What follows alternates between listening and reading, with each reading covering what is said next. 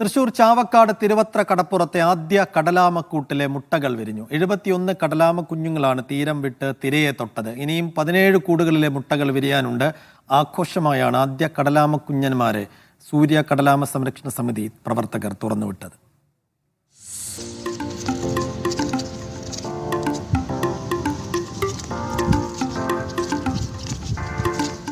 മുട്ടകൾ വിരിഞ്ഞു. മണൽത്തരികളെ നീക്കി അവർ പുറത്തേക്ക് വന്നു. സൂര്യ കടലാമ സംരക്ഷണ സമിതിയുടെ 45 ദിവസത്തെ കാത്തിരിപ്പ്. സംരക്ഷണ വേലികൾ മാറ്റിയപ്പോൾ 71 കുഞ്ഞന്മാർ പതിയെ പതിയെ നടന്ന് തിരയെ പുണർന്നു.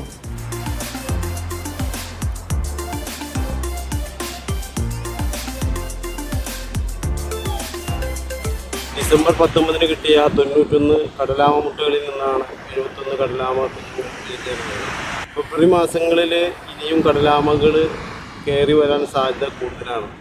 കഴിഞ്ഞ ജനുവരി മാസങ്ങളിൽ കടലാമകൾ കയറി വന്നത് കുറവായത് കാരണം ഫെബ്രുവരി മാസങ്ങളിൽ ഇനിയും കടലാമകൾ കയറി വരാൻ സാധ്യത ഉണ്ട്.